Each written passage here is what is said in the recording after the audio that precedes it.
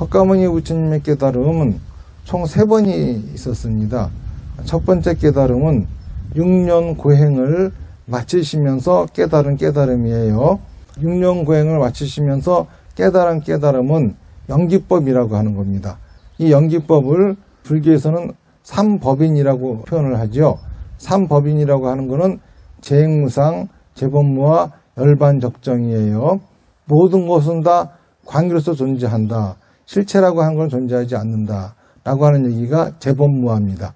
그리고 모든 것은 다 변화한다. 이것이 재행무상이에요.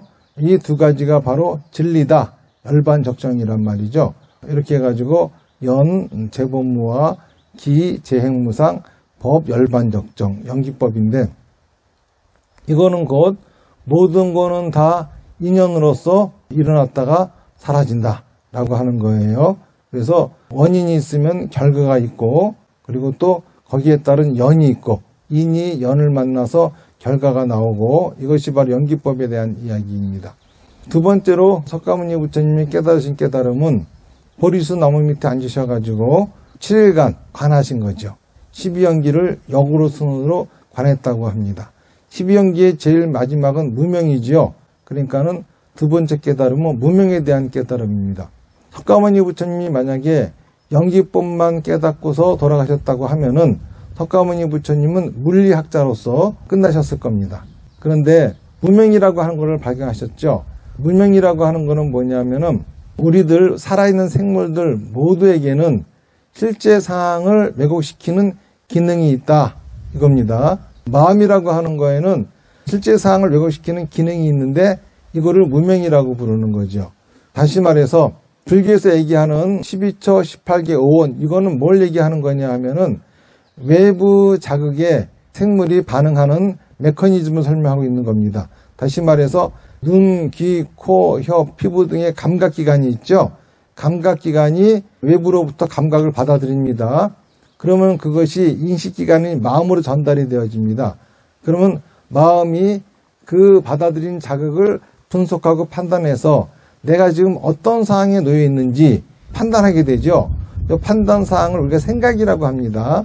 이 생각을 우리가 말과 행동을 통해서 밖으로 출력하는 겁니다. 이게 생물이 외부 자극에 반응하는 하나의 메커니즘이거든요.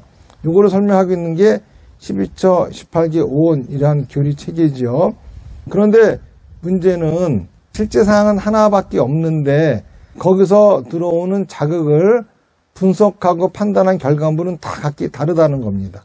그렇기 때문에 똑같은 걸 보고도 전부 다 생각이 다르죠. 이거를 불교에서는 이렇게 표현하죠.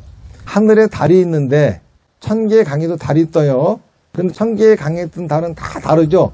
똑같은 모습을 하고 있을 리가 없습니다. 그런 것처럼 실제로 존재하는 세계는 하나밖에 없는데 사람들마다 다 그거를 받아들이는 각기 달라요. 왜 다르냐 하면은 마음에 실제 사항을 왜곡시키는 기능이 있기 때문에 그런 거죠. 이걸 무명이라 그럽니다. 석가모니 부처님의 깨달음이 여기서 끝났다라고 하면은 석가모니 부처님은 아마 철학자로 끝나셨을 거예요. 그런데 여기까지 깨달으시고 석가모니 부처님은 열반에 드시려고 합니다. 돌아가시려고 그러는 거죠. 그러다가 천신들이 그거를 만류하죠. 그러면서 깨달은 깨달음이 사성제 8정도라고 하는 거예요. 사성제라고 하는 거는 고짐멸도입니다. 고라고 하는 거는 괴로움이죠. 괴로움이라고 하는 거에도 우리가 받아야만 되는 괴로움이 있고 받을 필요 없는 괴로움이 있어요. 그런데 사람들은 받아야만 되는 괴로움을 안 받겠다고 받을 필요 없는 괴로움을 만들어서 살아갑니다.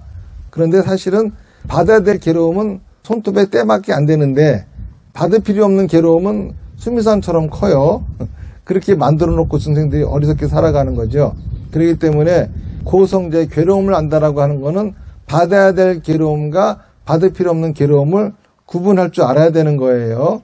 그런데 우리가 받을 필요 없는 괴로움을 받아가며 살아가는 이유는 근본 번뇌 때문이라 이거죠. 근본 번뇌라고 하는 거는 탐진치예요. 탐이라고 하는 거는 하고 싶어 하는 것만 하려고 하는 거, 지는 하기 싫은 건 안 하려고 하는 거, 치는 그리고서 자기 합리화, 자기 변명하는 겁니다. 요거 때문에 우리가 받을 필요 없는 괴로움을 만든다라고 하는 거죠. 자, 그러면은 괴로움이 없어진 상태는 어떤 상태냐 하면은 받을 필요 없는 괴로움은 없어져 버리고 받아야 될 괴로움을 받아가면서 자기를 업그레이드 시키고 발전시켜 나가는 삶. 이게 바로 불교에서 얘기하는 가장 이상적인 세계가 되는 거죠. 이게 멸성제예요. 마지막 도성제. 그렇게 살아가려면 어떻게 해야 되느냐. 8정도를 실천하라 이겁니다. 8정도의 첫 번째는 우선 사성제를 바르게 아는 것이고 그 다음에는 바르게 생각하고 바르게 말하고 바르게 행동하는 거예요. 바르게 생각한다고 하는 거는 내 생각이 바른 겁니다. 하늘에 달이 하나인데 천개의 강에도 달이 떴습니다. 그런데 우리가 하늘에 있는 달은 볼 수가 없고 천개의 강에 뜬 달만 볼 수가 있어요. 그러면은 어떤 것이 바른 달인지 모르겠죠. 그렇기 때문에 천개의 강에 뜬 달이 다 바른 달이에요. 이런 것처럼 우리 생각은 어떤 생각이든지 다 바른 생각입니다. 생각이라고 하는 거는 외부 자극에 의해서 만들어지는 것인데 우리가 외부 자극을 마음대로 조종할 수가 없어요. 그러니까는 생각은 내 마음대로 만들어낼 수가 없는 거기 때문에 내가 하는 생각이 다 바른 겁니다. 그럼 바르게 말하고 바르게 행동하는 거는 뭐냐면은 누구나 다 자기가 원하는 환경이 있습니다. 그 환경을 만드는 것은 자기의 말과 행동이에요. 그런 환경이 만들어질 수 있게끔 잘 말하고 행동해라.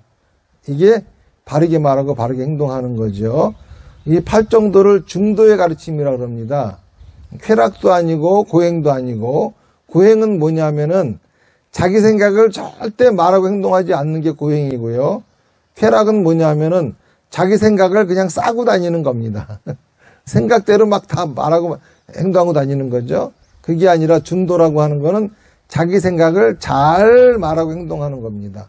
이렇게 하는 생활이 정명, 바른 생활이고 이렇게 하는 노력을 정진, 바른 노력이라 그러고 이렇게 살다 보면은 불필요한 근심 걱정은 없어지고 진짜 나를 발전시킬 수 있는 근심 걱정만 간직하게 됩니다.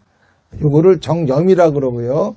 그러고 나면은 사는 것이 나날이 자기를 업그레이드 시키고 그리고 원하는 거를 성취해 가면서 살아가는 삶을 산다. 사는 게 너무 재밌어 가지고 사는 거에 집중하게 된다. 이게 정의 가르침이죠. 그걸 8정도라고 합니다. 불교의 가르침은 이거 외에 아무것도 없어요. 그러니까는 부처님의 가르침은 단 하나뿐이죠. 네 생각을 잘 말하고 행동해라. 이것만 알면 끝입니다. 잘 말하고 행동하는 게 뭐냐? 너가 원하는 환경이 만들어질 수 있게끔 말하고 행동해라. 그래서 석가모니 부처님의 경전을 보면은 부처님이 사람들하고 문답을 할 적에 사람들은 각자 여러 가지 의문을 갖고 찾아와요. 그 의문이 별거겠습니까? 우리 아이가 속색이에요. 사업이 안 돼요. 부부 사이가 나빠요. 등등 뭐 이런 식의 고민들이겠죠. 이런 것들을 가지고 와가지고 부처님한테 어떻게 하면 됩니까? 질문을 해요. 그럼 부처님은 어떻게 하면 된다라고 말씀하지 않으시고 그들한테 물어보십니다. 너의 생각이 어떠했는지, 너는 어떻게 말하고 행동했는지 이거를 점검해 주세요. 이걸 점검하던 과정에 그 사람 스스로가 이러면 되는데 그걸 몰랐구나 하면서 문득 깨닫습니다. 깨닫자마자 환희심을 일으키고 부처님을 찬양하면서 절을 하고 그러니까 모여있는 사람들이 그 모습이 너무 경이로워가지고 다 같이 부처님을 찬양하고 이러면서 불교 신자들은 점점 늘어났던 거지요. 불교는 익히 시작이 된 겁니다.